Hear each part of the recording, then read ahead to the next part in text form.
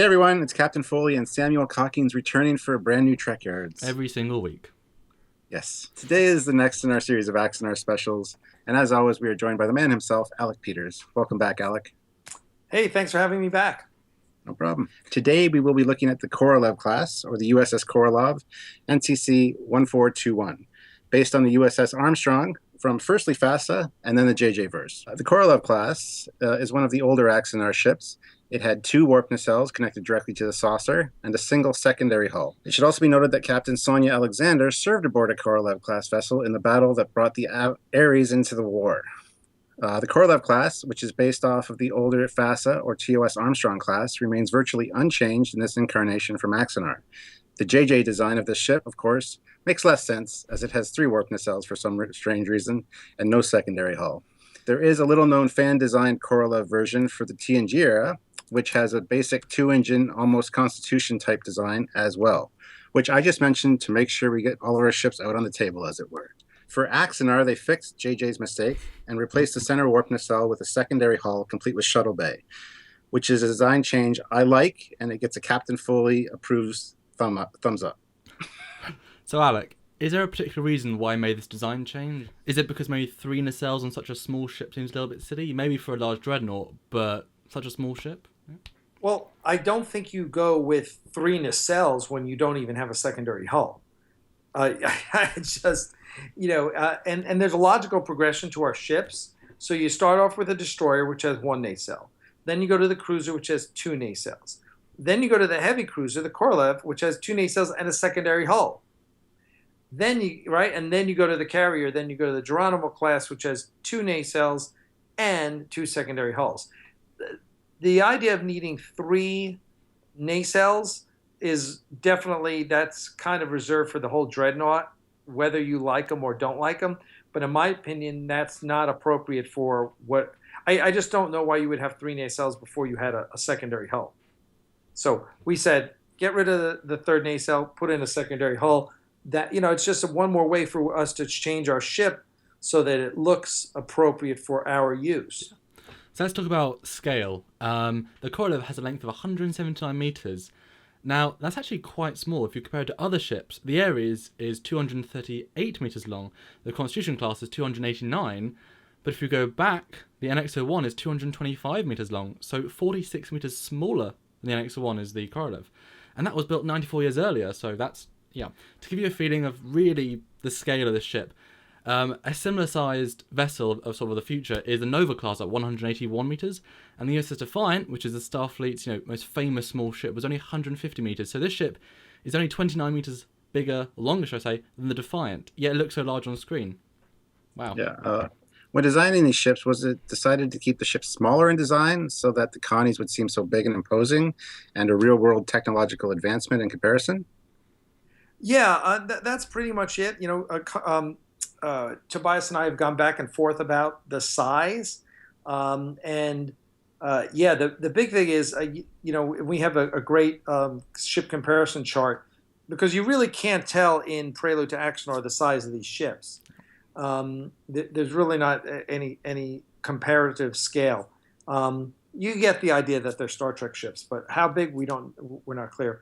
So in our size comparison chart, we show all the Klingon ships and all the Federation ships, and I think it was really important first to start with that the Ares class wasn't bigger than the Enterprise, right? If the Enterprise is the dreadnought of the day, just like the D7 is the dreadnought of the day for the Klingons, then those ships should be slightly bigger than the previous generation. That's kind of where we were coming from. The important thing is the size of the saucers is really important.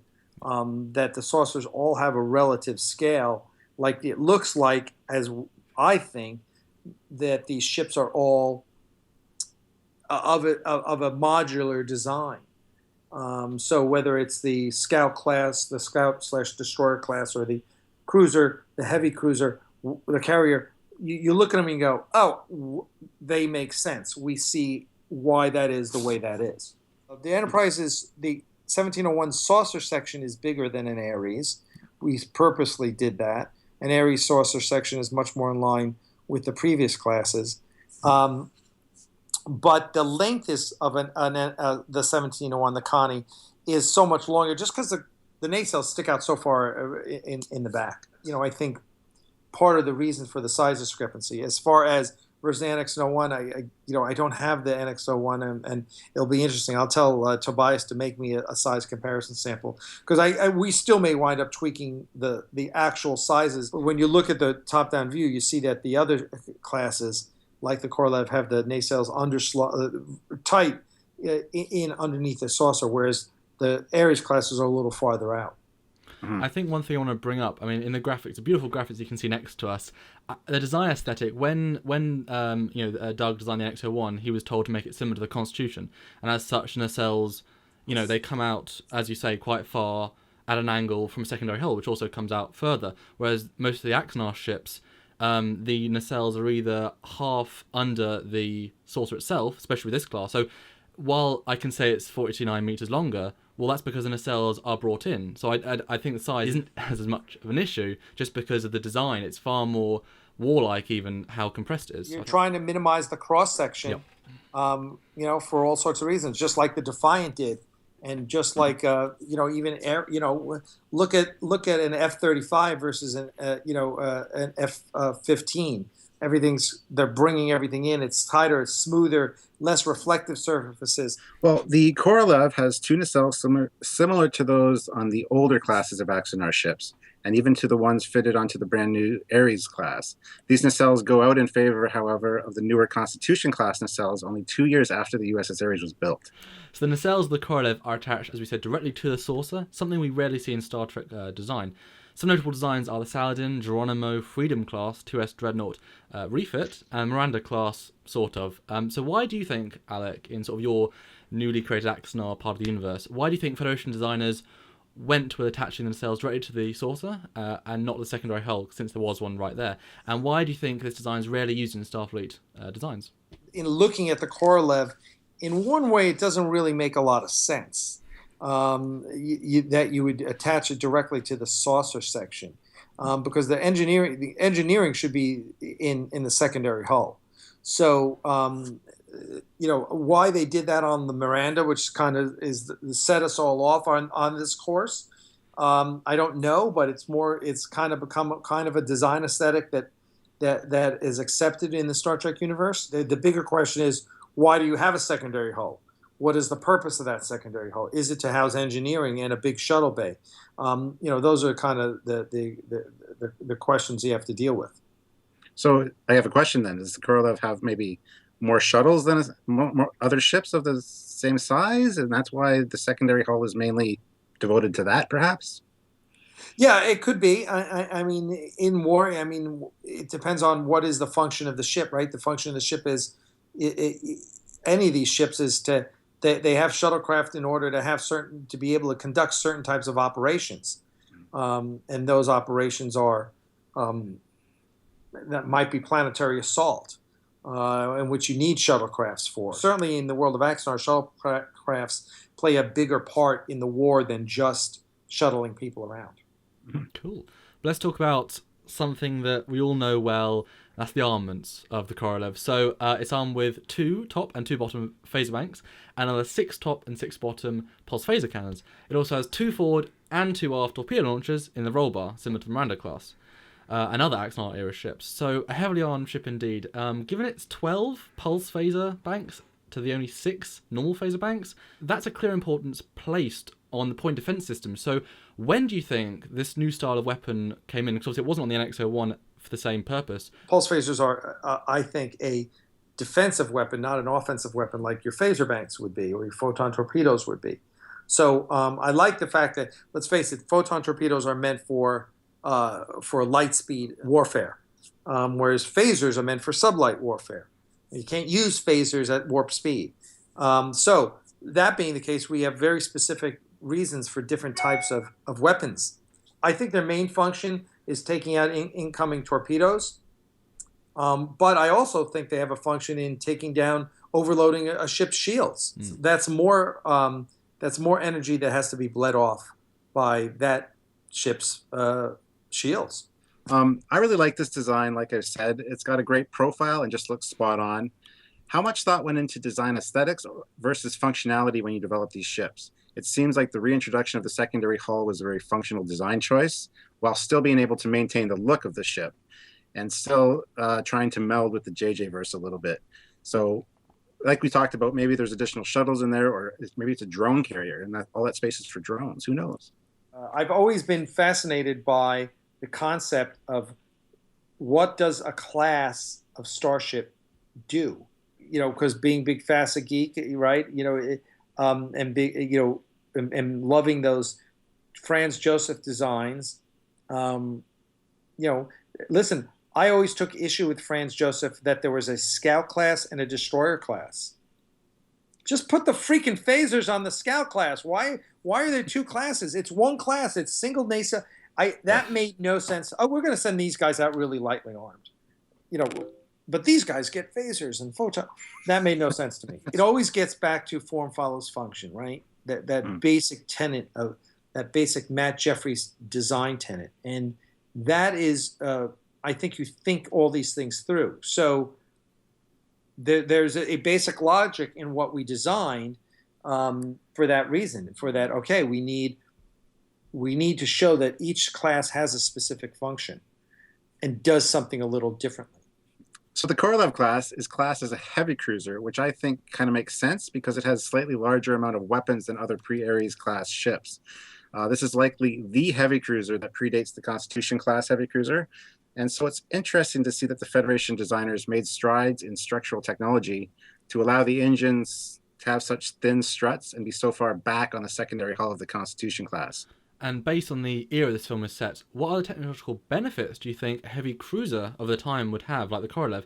Enhanced phaser output, more powerful shields? Yeah, I think there are two types of improvements you see in starships: incremental and revolutionary or substantial. And what we are seeing here, what I really want to do is do the class of ships before the Axanar, all these Axanar ships. What did the ships look like at the beginning of the war? Like the ships that came in weren't even built for war. And then all of a sudden we're being attacked by the Klingons. What was that first round of ships like that we replaced? And what were the changes that happened? And I think there's always an incremental improvement in engine design, right? Is there really a revolutionary engine design? Are the Enterprise D engines that substantially different than the NCC 1701 Constitution class? I don't think so, right? I think they're probably, the Enterprise D, the Galaxy class had probably bigger, more efficient engines than a Constitution. So that's an incremental change. Duotronics to multitronics would be a revolutionary change. Yeah. Mm-hmm. So what are you seeing here is during the war, you're probably seeing evolutionary designs. Even the Ares is an evolutionary design of its predecessors. There's no revolutionary designs happening here, right? The Korolev is superseded by the Constitution. Yeah. That makes sense from simply a design standard. So that was kind of what we were going for. We wanted to show a series of ships that all you could look at and go, okay, there are specific purposes for these ships. And even if we don't necessarily outline yet, we're going back and we've got a whole team, which you guys are welcome to be part of, that are designing the histories of these ships. I want to know the whole history of each one of these ships. When was it introduced? Why was it introduced? Who was the admiral who introduced it, who championed it? The fun stuff, you mean? Yeah. That's all stuff because we're all geeks and we all love that stuff. Given this was the Federation's last heavy cruiser before the Constitution class, was this ship a match or almost a match for a D6? Or was it just in numbers that the Klingons could win battles? Do you think this ship could go toe-to-toe with a Klingon D6 and possibly win or at least survive? Well, I think it could survive. I think the idea is that the D6s were slightly better.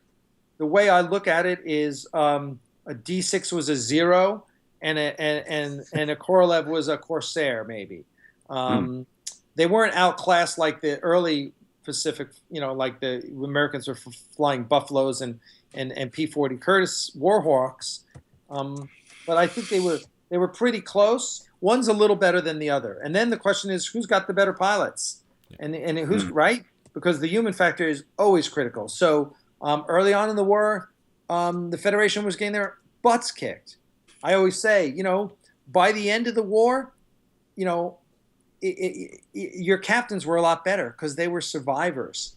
The problem I always have with Starfleet captains is that the Starfleet captains who aren't Kirk were all buffoons, whether it was Harriman or J.T. Esteban or whoever. You never had any respect for these guys or Styles, right? But by this time of the war, those guys are all dead, right? And you've got the Kirks and the Pikes and the Aprils, and you've got your badasses, the guys that you want to see. This is why we're trying to get Ferran Tahir to play Rabaul in Axanar, because he's such an ass-kicking captain. I want to see him, right? Those are the guys. So when you face those guys, hey, their ship might not be as good as a D6, but they don't care. They got other ways of winning. And then the Ares comes out, and the Ares is at least as good as a D6, if not better. So if you give us sort of a number in your head, if the D6 was 100, how powerful compared to the D6 would this ship be out of 100? How close? Korolev? Are you thinking? Korolev was probably an 85. Okay. So actually, a bit of a gap then. But like I say, pilot there was a gap. The D6s were better, but I think that's one of the things. It's then the Ares class comes out, and they start producing those things in quantity. But just for all the Federation supporters out there, it could still blow away a D5, yeah. Oh yeah. Cool. It's a heavy cruiser after all. So, given its relatively small size, especially in comparison to the NX, I think it's fair to say this is a support craft in a sense. It's designed to work in a fleet of different classes to all support each other, as we see in Prelude. Yes, because what we're talking about is starship combat is fleet combat. It's not dogfighting. Yeah. Right? It's rarely dogfighting. Ships are meant to fight in fleets. They're meant to fight in squadrons, at least. Well, all that being said about it, you asking if it's a support craft, I don't really agree. I think a heavy cruiser by definition should not be a support craft, but indeed be the craft being supported by other smaller ships. A heavy cruiser is is much closer to a battleship. Yep. It is why you have screening vessels around. Your cruisers and your destroyers are screening the heavy cruisers and the carriers. It was mentioned in Prelude to Axanar that 12 member worlds worked on the Ares class. Since we see the ship designed 20 years after the signing of the Federation Charter, and given that the Ares class was designed and built in just over a year, I think it's fair to say that the Korolev is a post-Federation design. It would have been designed by a group of different alien designers. With this in mind, looking at the design, can you theorize to any parts of the design that may have been, say, Andorian or Vulcan inspired, or maybe it means that the roll bar was Tellarite design idea, meaning the Miranda class is part Tellarite. Who knows? Any thoughts on the Korolev class and any of the other races that might have contributed to perhaps. it? Yeah. We talk about the Andorians supplying the phasers and the Vulcans doing environmental and defensive systems. But at this point, it's probably much more collaborative, so it's more evolving Federation design aesthetic rather than rollball, Tellarite design. At this point, yeah, I think one, it's clearly a Federation design because these ships were developed at the beginning of the war, so they're 4 years old at most is the idea, and we're 80 years after the founding of the Federation. So clearly, these are at this point, Starfleet is producing their own ships. This is an Axanar Prime Universe design version of the USS Armstrong NCC 1769 as seen as one of the main JJ Universe Abrams ships. I personally prefer the Ares take on this design over the JJ. The classic engine aesthetic fits much better than the JJ engines, and I think with those changes it fits into the Prime timeline perfectly. Alec, tell us about the choice to base the Korolev on this design type, which is the same as both FASA and JJ Abrams era designs. Any subtleties you wanted done to really reflect the pre-Cage era Axanar? Well, I think Tobias had a design sense and a design aesthetic for what these ships should look like. My feedback was basically get rid of that third nacelle and put a secondary hull here. All the finishing touches really were all Tobias. he's really the one that did that. So I kind of tip my hat to him, and you kind of leave the artist to do his thing. So, on to the discussion, guys. I think this is one of my favourite older Axanar era designs. Wasn't really a fan of the JJ version, but when you obviously change the middle engine to a secondary hull, I like it quite a lot. I think it's a natural fit for Starfleet, and I love your explanation, Alec, of how you think it fits in. It really makes sense as to Starfleet's experimentation with how they would alter the basic design. And I think it's an interesting idea to keep the whole size of the ship down and put it underneath. With the addition of the quasi NX TOS engines and the fantastic Bassard collectors, I think it looks amazing on screen. It just feels like such a cool ship, and obviously it does feel so large, an Axanar, and as you said, there's no scale given really. So it's kind of funny to really see the size of the ship, and given how many weapons it has, that's a lot of punch for a little ship. And the roll ball, I think, looks incredible as well. So well done, guys. And I actually do kind of like the fact that it's not a complete saucer. There's that bit right at the back that's been taken out in the impulse engines. It's sort of radical, but it's an interesting choice, and I like it. Yeah, like I've said, I really like this design a lot. I also love that it survived all the way from like TOS to JJ to Axanar without much change, seeing as even with the replacement of the middle nacelle with a secondary hull, it retains its overall appearance. And the secondary hull, as represented in both FASA and Axanar, makes sense to me as it adds a new level of functionality to the ship. Although I know people who would argue that the engines being placed with a hull containing personnel directly between them violates the Starfleet safety protocols. Doug Drexler, I'm looking in your direction. But seriously, this has been an ongoing debate regarding FASA and fan-inspired designs for literally decades now. I personally like these design types, and some people argue that a stable warp field would not be possible with certain engine configurations, as per Roddenberry's own pairs or line of sight rules, which we discussed in our Dreadnought episode. Others argue that ships such as the Andor class, for example, one of my absolute favorites, I might add, or even the Northampton class, have engines that are too close together to operate correctly and form a warp bubble. But all that being said, I think I'm getting a little off topic. I like this ship, and I'm sure there is sufficient shielding to protect anyone in the primary hull. So, Alec, if you had to pick one thing about this ship that you really loved about the design, what would it be? Favorite thing? Yeah, it'd be the cutout of the saucer section. I think it just makes a really unique looking, I'm not sure why it's there, but I think it's really cool. And we always, next part of the show is what we don't like. And you always got to pick something. And I think the deflector dish, as you hear quite a lot, doesn't necessarily fit into pre-TOS. But as we discussed in length on our Ares episode, there is some reasons why this could be just a variation. And the fact that it is still a deflector with a dish, I think it actually looks kind of cool. It actually feels like maybe the evolution of the Connie dish, it being lit up and cool looking. Another thing, while the 4 connected impulse engines, or maybe just 2 large impulse engines, it looks cool. It's really cool, but it almost feels too advanced and potentially just too fast. I mean, if you compare it to, again, the Connie, which is very bulky, it's just a little bit too advanced. But then again, it's very visually interesting, so I had to pick something. Sorry. Oh. Here we go again with what we don't like, and it's always hard. Yeah. So sometimes with some ships, it's very hard to pick, and I think, too, that a TOS-style deflector dish would look cool on these Axanar designs. But aside from that fact, the fact that it's a heavy cruiser kind of bothers me. It's so small and doesn't seem like a logical progression from the Enterprise era, as I'm sure ships, generally speaking, become larger with each successive generation. But that's about it, really. The changes that were made to the JJ design really annoy me, as 3 nacelles just don't make any sense at all. But JJ annoying me is not a shock. So I really like that you guys maintain the TOS look, as it makes a lot more sense and just feels right.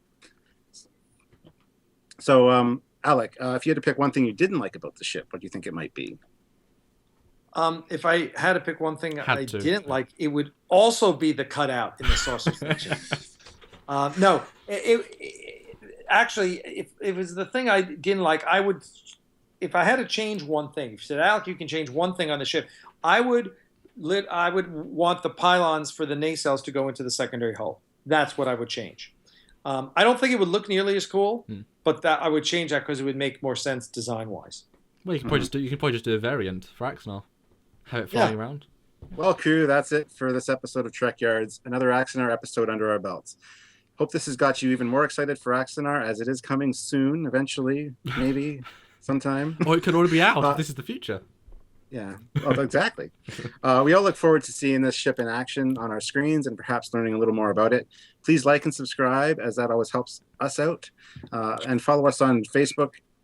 Follow us on Facebook and Twitter, and be sure to check out Axanar as well for their exciting updates. Until next time, Captain Foley. Simon Cockings. And Mr. Alec Peters signing off until next time. Bye, guys. Yeah.